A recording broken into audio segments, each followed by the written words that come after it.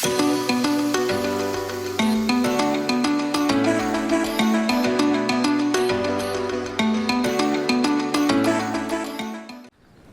guys! Welcome to my Corfu vlog. This submarine look-alike that you can see is our ferry from Albania to Corfu, Greece. We chose the fast ferry that was only supposed to take half an hour from Albania to Corfu. But because of the big waves, it took us around 1 hour to arrive. I don't normally get seasick, but I unfortunately experienced one on this journey due to the rough sea and heavy waves. Plus, the type of the boat didn't really help too. I don't really recommend this boat not unless the water is calm, as I can see almost half of the passengers on the boat were feeling nauseous too. There are two popular cruise lines that you can check out. One is the Finicas Lines and the other one is Ionian Seaways. We paid around 15 euros per person, and the cost of the ferry will take roughly 15 to 20 euros depending on the time and type of ferry that you will choose. After 1 hour travel time, we arrived in Greece at around 1 p.m. Greece time. As soon as we landed, we went straight to border control that took 1 hour until we get out of the port. Greece is a Schengen country while Albania is not. Time difference is also different between this country. This is our hotel. From the port, it took us only 10 minutes by taxi, which cost us 15 euros. The cost of our hotel is 187 pounds per night for 2 people. We only booked for 1 night as we are only in Corfu for 17 hours. Oh, talagang ano lang siya. Siya na mag-aakit pala ng ano natin? No? Ayan siya na? Ay, yung ano. Maganda naman. Ano lang. Buksan natin yung simple. This hotel is in good location if you want to be closer in the town, as it's only a 15-minute walk to Old Town. It's also a 15 minutes by car to Corfu Airport. TripAdvisor Traveler's Choice Award, sabi. Ito? 2024. Sabi niya sa end, sa right. May souvlaki. Ano ba yung souvlaki? Baka yung parang wrap. Ano ba mo Yata. Umusaka, kailangan natin kainin yan. Ang mga ganda yung... Pagpupunin na natin, tingin tayo kung saan tayo mamaya maglalakad. Ang ganda ng mga roads. Ang daanan nila. Malaki pa rin pinagkaiba nila sa Albania kahit magkalapit, no? Oo. Ang Albania ngayon lang siya na ano eh. Na-discover. Oo. Ngayon lang sila naglalagay. Tsaka yung building nila bago. Oo. Ito, mga kaluma. Talagang luma na. Pero sabi nung taas, wala silang tourist, no? Dumadaan lang dito yung mga tao. Kaya nga sabi niya sa atin, stay for 1 night only.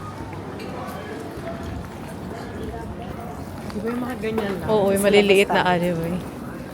Hindi niya to sinabi. Hindi ito. Hindi yan? Hindi yan. Dire-diretso lang. Ang ganda, no? Oh, lahat na lang. May flag. Naganda yung mga flag. Pero marami nagsasabi ngayon Thessaloniki mas maganda daw. Binigyan tayo ng list. Ay, shit, iniwan ko. Mamaya na lang natin i-research. Halikidiki. Parang mahirapan tayo pumunta doon. Parang malayo. Pero sabi sa akin, huwag daw tayo mag-alala kahit wala tayong sasakyan, may magsasabay daw sa akin. Tapos yung church, malayo pa sa ano? Sa reception. Reception. Ang ganda. Kaya nga eh. Baka doon sa may medyo town, ano, na hindi natin din nakikita yung Hindi restaurant. natin nakita ko sa nakakain. Ano sabi mo? Ay, may aso na naman. Laki.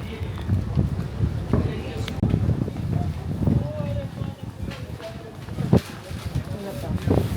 Hindi ko mabasa. Mga house brand. Ito, ang sarap umpo kung nasan sila. Pwede Yung naman. ganyan Gusto lang, mo diba? dyan? Hindi, I mean yung sa ilalim ng... Sa ilalim ng... Puno. Oo, tapos sa gilid, tapos may ganung bintana. Sarap.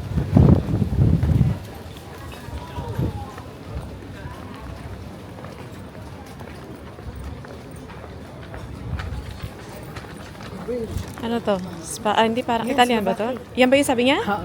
Saan nakalagay? Sa gilid. Ay, hindi. Panata. Wala, na ano na natin. Kung ano yung una nakita. Ano yan? Starters, dips, fish. Pwede rin. Sumusunod ko. Doon daw sa gitna.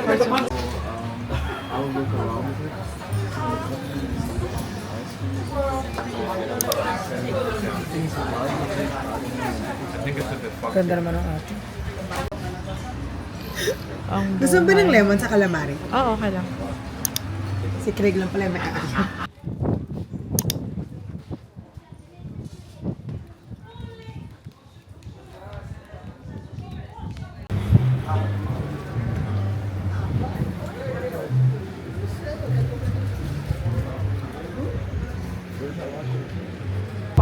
Mura ba? Wala, kalimutan ko na mura ba doon? Nauna kasi ang pumunta at sumunod si Ella, tapos ako. Ito na maalala. Ito yung unang-una. Ano mga puti-puti?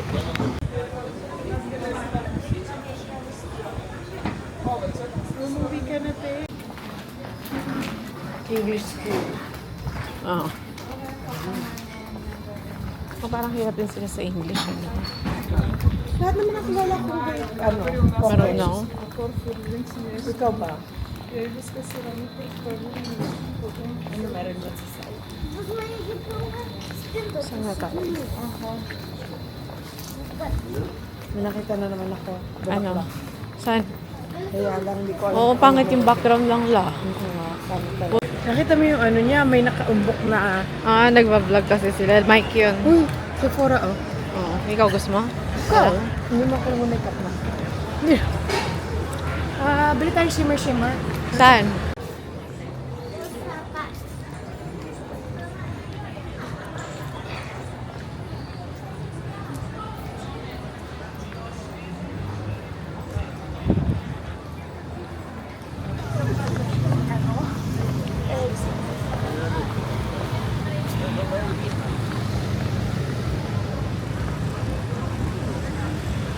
Ang dami rin.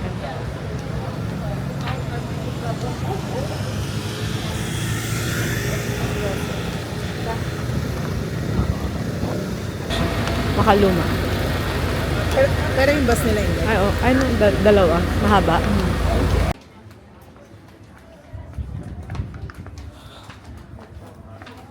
Mahanap nila.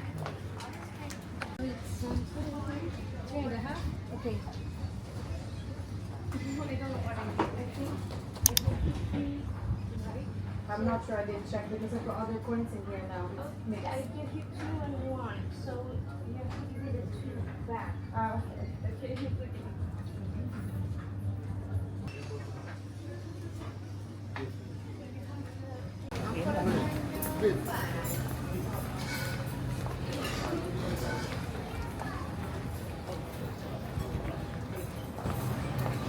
Dito? Fine, may maganda. Okay lang. Di makikita mo yung mga bahay-bahay nila. Yung mga windows. Wala pang tao.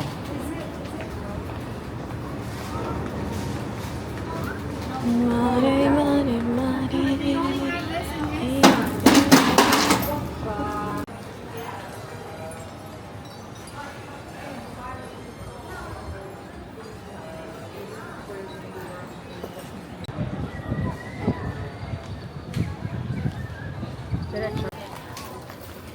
Natatakot ako dun sa mata.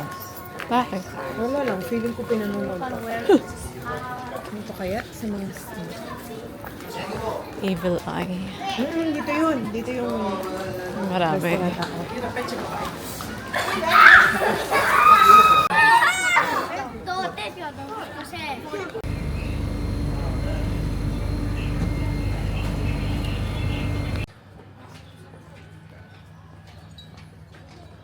Sent to our friend.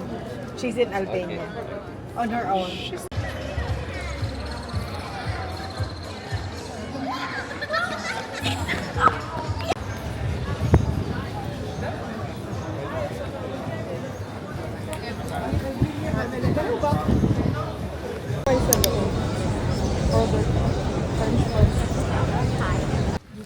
This is the old fortress.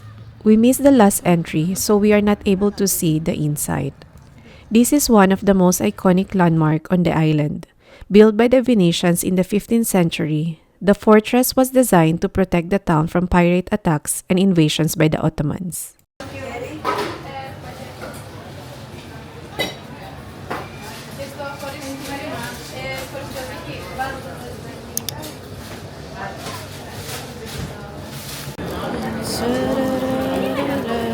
kakitaan ng mga pets. Enjoyin nyo lang yan. Oo, katabarin. Tatabarin kayo.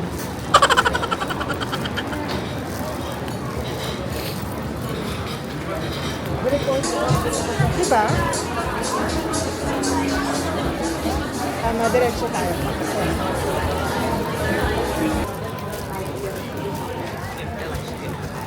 Ito naman parang social. Ito naman. Oo. Lolita. Wala mo kung kain mo ng pasta. Mga hindi na authentic. O yung judgmental, kumain ka tayo ng pizza, dalawang beses. Albanian pizza. Ang daming chicken damit. Nasasara na sila.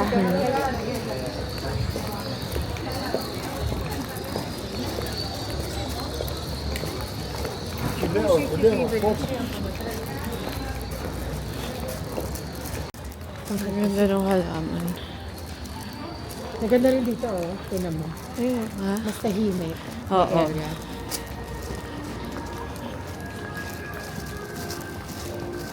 So, mahal ata dito. Mga lamp, la kusina, leaded.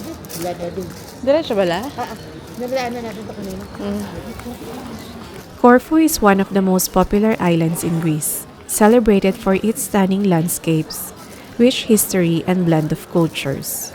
Unlike the Cyclades Islands, with their whitewashed buildings, Corfu boasts a lush green landscape due to its frequent rainfall and is filled with olive groves, trees, and charming villages. There are many things to see in this island. If we just plan our day properly, we could have seen many places like the old and new fortress, Spianada Square, Achilleion Palace, and a lot more. Corfu is also famous for its stunning beaches. But because this is just a very short visit, we decided to just chill and go where our feet will take us. Overall, we did enjoy our short stay in Corfu. And now, it's time to go to Thessaloniki, Greece.